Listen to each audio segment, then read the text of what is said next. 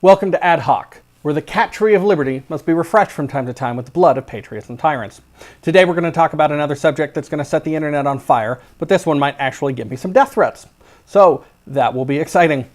Today we're going to talk about third parties. Specifically, we're going to talk about third parties through the lens of Brexit and the European elections that just happened, and Israel and the Israeli Knesset elections that just happened.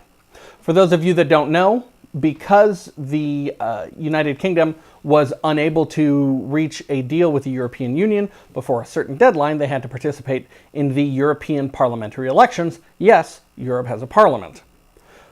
The results came in, and it was something of a surprise, specifically in the UK. It was a surprise all over Europe, but specifically in the UK, Nigel Farage's Brexit party was the single largest party in terms of votes. But there's some interesting mathematics there, which we'll get to in a second.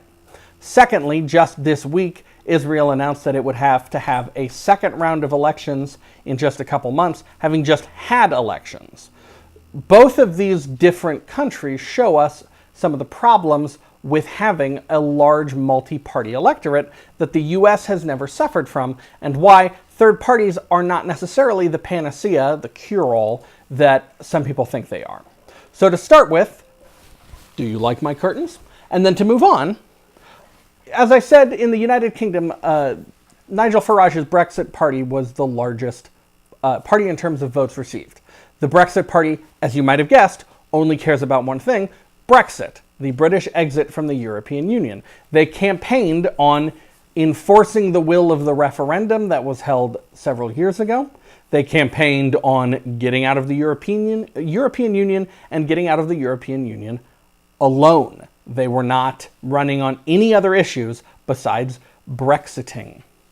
Also running in the European elections were the UKIP party, Nigel Farage's previous party, which ran on a broader spectrum of issues, from leaving the European Union to being slightly uncomfortable with brown people, to being very uncomfortable with brown people. Nigel Farage being somewhat of a controversial cad figure in the United Kingdom, and being one of the prime movers behind the Brexit situation it finds itself in. But the problem is that this isn't necessarily the whole story. Yes, the Brexit party got the most votes of any individual party. And now you have all of the members of the Conservative or Tory party that are running as hard a Brexit as they can, saying, look, that was my cat, saying, look, this is what the voters want. Clearly, the party that got the most votes is the Brexit party. That means that the people want Brexit, even if it means no deal, even if it means a bad deal, even if it means a space war with the European Union with our laser guns. Pew, pew, pew. The problem is more people actually voted for anti-Brexit parties than voted for Brexit parties. According to the BBC, 34.9% of people voted for parties that are largely or completely pro-Brexit. The Brexit party ran solely on that. UKIP was one of the driving forces behind Brexit. So 34.9% of people voted for parties that had a strong stance of exiting the European Union no matter what. The problem is that 40.4% of voters voted for parties that have strong anti-Brexit stances. The Green Party of the United Kingdom picked up a huge number of European Parliament members. The Liberal Democrats, a party that in the House of Commons currently is all but non-existent, picked up a large number. The Scottish National Party, which has been staunchly anti-Brexit and is the dominant force in Scottish politics, continued to be the dominant force in Scottish politics in terms of the members of the European Parliament elected from Scotland. So we have a situation where 6%, almost 6%, more voters voted for anti-Brexit parties than voted for pro-Brexit parties. But all of the headlines are about how the Brexit party were the surprise winners of this election. And that comes down to one of the main problems with a large multi-party electorate. If you are a United Kingdom voter that cares strongly about Brexit, and you care strongly in favor of Brexit, you had one choice on who to vote for. The Conservatives, who are currently the government of the United Kingdom, Prime Minister Theresa May, who steps down in early June, is a member of the Conservative Party, as was the Prime Minister before her, and as will be the Prime Minister after her. They are wishy-washy on it. There are a number of Conservatives that were Remainers. There are a number of Conservatives that were Leavers, the two nicknames for people who were in favor of staying in the European Union or leaving the European Union. Labour is the same way. The referendum of a few years ago, and you can tell I paused there because I couldn't quite remember if it was 16 or 17, wasn't a party line vote. The two parties gave permission to their members to support whichever side they supported. And so there are Brexiteers and Remainers in the Conservatives, and there are Brexiteers and Remainers in Labour. So if you want to leave the European Union, there was only one real party to vote for, the Brexit Party. It's right there in the name. On the other side, if you were passionate about staying in the European Union, you had a lot of choices that you could vote for. Some people did vote for either Labour or the Tories because they are members of the party. For whatever reasons, they continue to support the party. They think the party will deliver on what they believe in. But a huge number of people were divided between the other options. The Scottish National Party, which is primarily Scottish, as one would imagine. The Liberal Democrats, the Greens. If you cared about Brexit, you voted with one party if you were in favor of leaving. If you cared about Brexit and you wanted to stop it, you had lots of options, and there was no one party that coalesced the anti-Brexit vote. As a result, the Brexit Party came away looking like they were winners, even though more people voted for parties with views that are antithetical to the Brexit Party. Brexit got the headlines. The Brexit Party got the headlines. They got the story of being triumphant. They have conservative would-be prime ministers pandering to them because the presence of so many third parties, as we might term them in America, that had similar but slightly different values ended up diluting the vote. And that's something we see in America frequently too. When we look at the 2016 election, who was going to support the Green Party? Well, there are people that are going to support the Green Party no matter what, because that's who they are. But then there are people within the Green Party that would have supported Hillary Clinton if the Green Party didn't exist.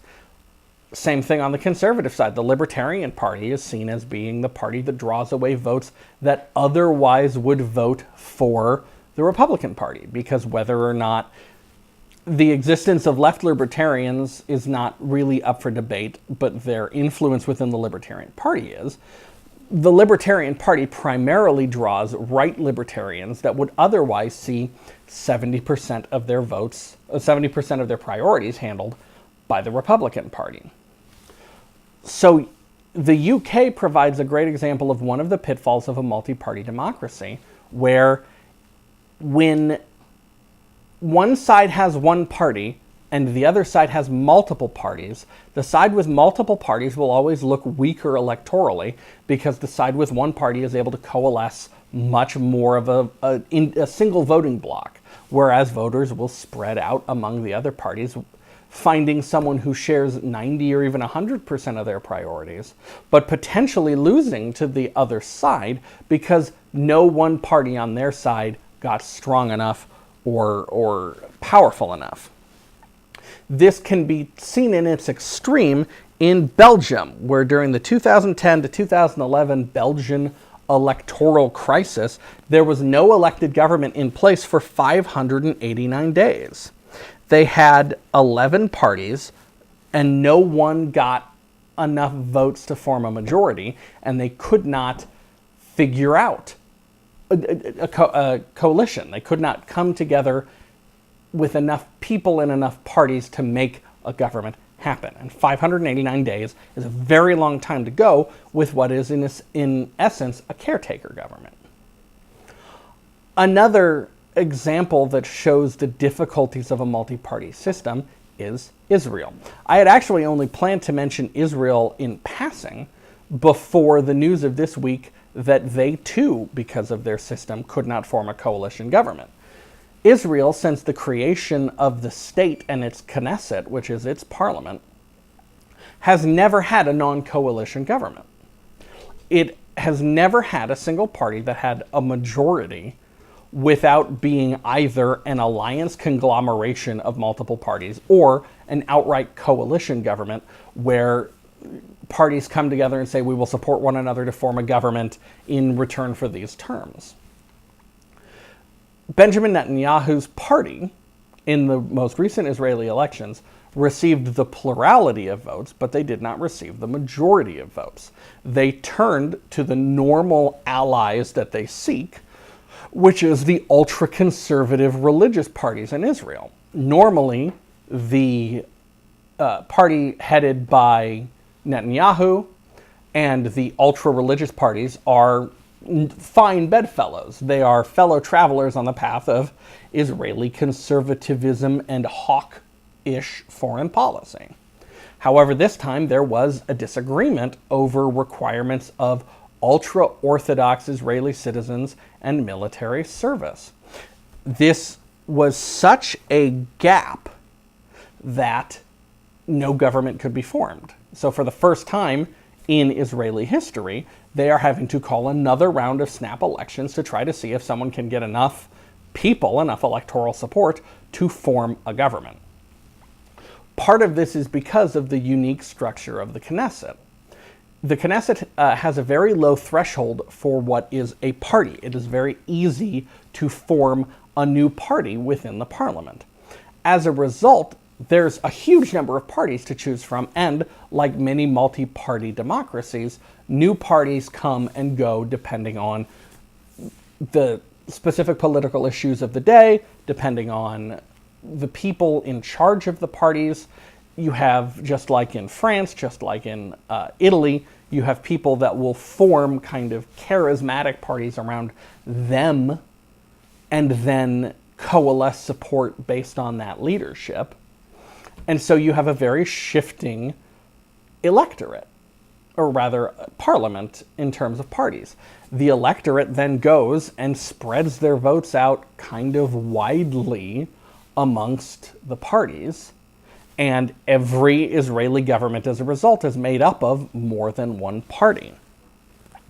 This is, as I said, the first time that it's resulted in no government being formed, but it is the reason why, if you've ever wondered why so many Israeli governments have pandered to small ultra-conservative parties that are dedicated to Eretz Yisrael, the idea of a greater Israel that fills all of its biblical borders, the building of settlements in areas that Israel does not own under international law, it's because no government in Israel is capable of forming itself without pandering to these fringe parties. They have so many parties which get such a decent base level of support that they can't function without going to the extremes. Whatever you think of American government and how the parties that exist here may or may not have gone to the extremes, it isn't a requirement. It isn't a requirement that either party go to the very far right or the very far left. If it is happening, it is because that is where people want it to go, not that they have to in order to form a government. And I want to bring this back around because I think it's one of the interesting things that people don't think about when they are talking about how having multiple parties will make American politics better. American politics were designed to result in a winner. And you can say that's a bad thing, but it also results in certainty. We have never had a Congress where it was not clear which party was in control. We have never had a coalition Congress. It has always been, because of the way our parties function, because of first past the post voting, there are winners, even if it takes a while to sort them out. One party has a majority, Another party does not. Therefore, the majority party is in control of the House or the Senate or the presidency or both. Our contested elections have come down to vote counting in the Gore-Bush race. They have come down to a difference between the Electoral College and the popular vote. But they have never come down to the Republicans have 45 senators and the Democrats have 45 senators and someone else has 5 senators, and that's going to be who tips the balance. I'm not saying that third parties can't be a good thing. I'm not saying that there is not room within the United States for other parties. We have had them periodically. Teddy Roosevelt attempting to spearhead the Bull Moose Party. The most effectual, and elected third party in the history of the United States is the Anti-Masonic Party, which ran on kind of a simple platform. They didn't like Masons. But we've never had a truly multi-party electorate. And while it would solve some problems, it would solve problems of people who feel like they're only voting for parties that support 60%. Putting in initiatives to increase third parties would make it much more possible to vote for a candidate who you feel 95% of the time is going to back what you believe in. But the whole point of this video and the whole point of this long rambling lecture about third parties is that we have examples in the world today of how this is not 100% the solution to all of our problems. And we have to consider, especially when we're looking at the United Kingdom and its electoral problems, Israel and its electoral problems, Belgium and its lack of a government for the better part of 2 years, we have to think about what we're bringing in versus what problems we're bringing in. And are the solutions going to outweigh the problems? And I don't know, personally, if I think that third parties are going to solve everything that we want to.